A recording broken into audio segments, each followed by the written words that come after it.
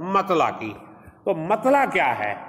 مطلع عربی زبان کا لفظ ہے، اس کے معنی ہیں طلوع ہونے کی جگہ یا نکلنے کی جگہ۔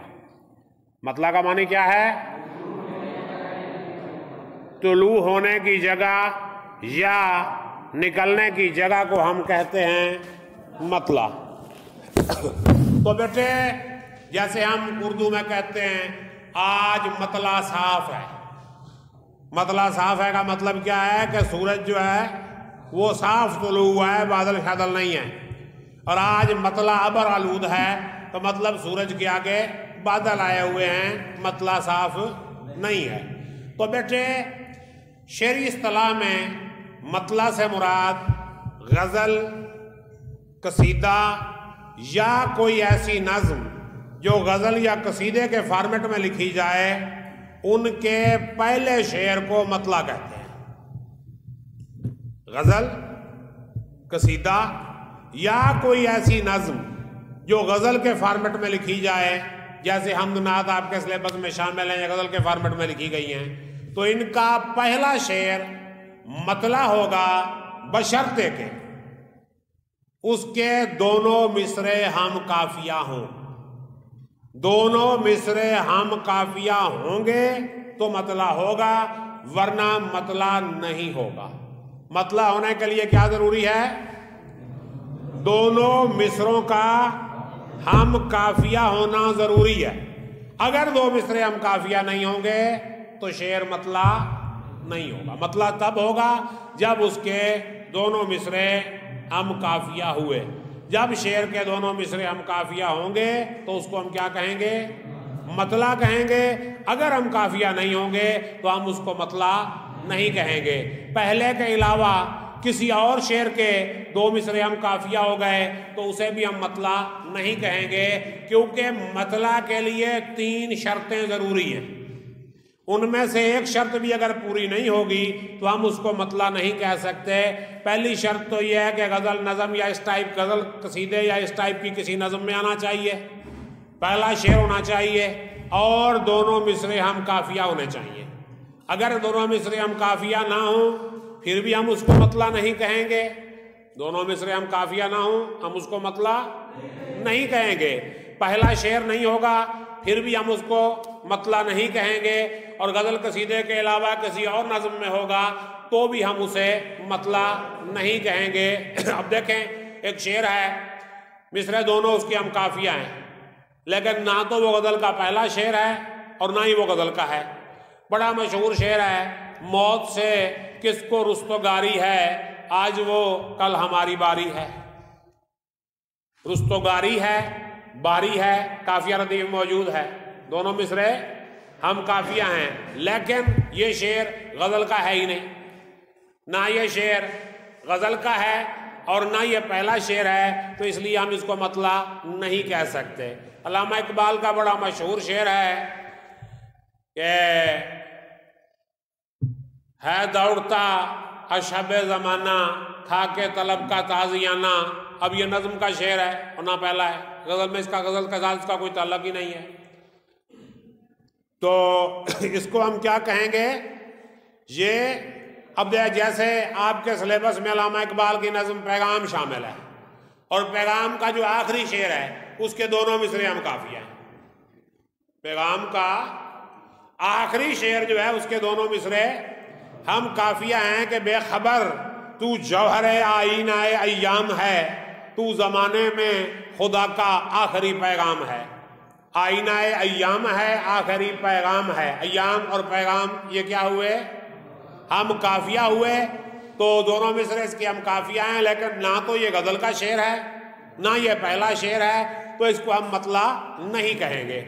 اس کے بعد ایسے بھی ہوتا ہے کہ مطلع تو پہلا شعر ہو گیا، دوسرا شعر پھر وہ ہم قافیہ کر دیتے ہیں، یعنی دوسرا شعر پھر ہم قافیہ، اس کے دونوں مصرے جو ہے آپس میں ہم قافیہ ہوتے ہیں۔ پہلا شعر وہ تو ہو گیا ہم قافیہ، اس کے بعد جو دوسرا شعر ہے وہ بھی چلو جی ہم قافیہ صحیح، پہلا شعر بھی ہم قافیہ، دوسرا شعر بھی ہم قافیہ، تو اگر دوسرا شعر بھی ہم قافیہ ہو، اس کے بھی دونوں مصرے ہم قافیہ ہوں، تو اس کو ہم کہیں گے مطلع ثانی. اس کو ہم کیا کہیں گے؟ مطلع ثانی کہیں گے. اور اگر تیسرا شعر بھی اسی طرح کا ہو، تیسرے شعر کے دونوں مصرے بھی ہم قافیہ ہوں، تو اس کو ہم کہیں گے مطلع ثالث. اور اگر زیادہ شعر اس طرح ہوں تو وہ ایسے ہی ترتیب گنتی جو ہے وہ بڑھتی جائے گی. پہلا مطلع وہ مطلع اول ہو گیا، پھر مطلع ثانی ہو گیا، پھر ثالث ہو گیا، پھر رابع، خامس، سادس، سابع، تاسع، عاشر، ایسے ہی بڑھتا جائے گا. لیکن عام طور پہ غزل میں 2-3 مطلع ہی ہوتے ہیں، اس سے زیادہ نہیں ہوتے. پرانے جو شاعر ہوتے تھے نا ویلے، کوئی اور کام تو انہیں ہوتا نہیں تھا. پتہ تھا انہیں کہ بادشاہ کی طرف سے جو ہے وہ پیسے آ جانے ہیں، کسی نواب نے جو ہے ہمیں گود لیا ہوا ہے، تو وہ کوئی 100 روپیہ 200 روپے 500 روپے ماہانہ یا سالانہ وظیفہ میں ملتا رہے گا، اور ہم نے کیا کرنا، آرام سے بیٹھ کے موجیں کرنی ہیں، تو شعر کہی جائیں گے. تو پھر جو وہ لکھتے تھے نا، وہ پھر 20-20 30-30 مطلع بھی ہو جاتے تھے. 20-20 30-30 مطلع بھی اس کے اندر ہو جاتے تھے. اب اعلیٰ حضرت امام احمد رضا خان بریلوی نے بڑی مشہور ایک نعت لکھی ہے، اور اس نعت کا نام ہے قصیدہ نور. قصیدہ نور جو ہے اس میں وہ سٹارٹ یہاں سے ہوتی ہے، صبح طیبہ میں ہوئی بٹتا ہے باڑا نور کا، نور کی خیرات لینے آیا ہے تارا نور کا.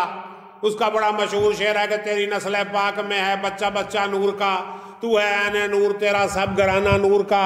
تو اس طرح جو ہے وہ پوری نعت ہے. تو وہ کوئی 28 شعر ہیں اس میں. کتنے شعر ہیں اس میں؟ 28 شعر. 28 میں کوئی 20 کے راؤنڈ باؤٹ تو مطلع ہی ہیں. یعنی 28 شعروں میں 20 تو مطلع ہی ہیں، مطلب مطلع چلا لگا ہوا ہے. تو وہ جو ہے وہ سمجھ لو کہ جو ہے وہ لکھتے تھے. آج کل جو ہے وہ اس طرح نہیں کرتے، آج کل یہ کام نہیں ہوتا. آج کل جو ہے زیادہ سے زیادہ 2 یا 3 شعر ہوتے ہیں، تو مطلع ثانی، مطلع ثالث، اور خبریں ختم. اور مطلع کے فوراً بعد جو شعر آتا ہے اس کو حسن مطلع یا زیب مطلع بھی کہتے ہیں. مطلع کے فوراً بعد آنے والے شعر کو اگر دونوں مصرے ہم قافیہ ہیں تو اس کو مطلع ثانی کہیں گے، لیکن اسے ہم زیب مطلع یا حسن مطلع بھی کہتے ہیں. جو مطلع کے فوراً بعد شعر آتا ہے اس کو ہم کیا کہتے ہیں؟ زیب مطلع. اب دیکھیں آپ کے سلیبس میں غزل شامل ہے.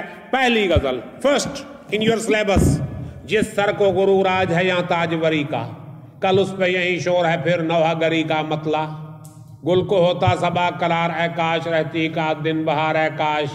مطلع. اس کے بعد آگے آ جائیں، پھرے راہ سے وہ یہاں آتے آتے، اجل مر رہی تو کہاں آتے آتے، خاطر سے یا لحاظ سے میں مان تو گیا، جھوٹی قسم سے آپ کا ایمان تو گیا.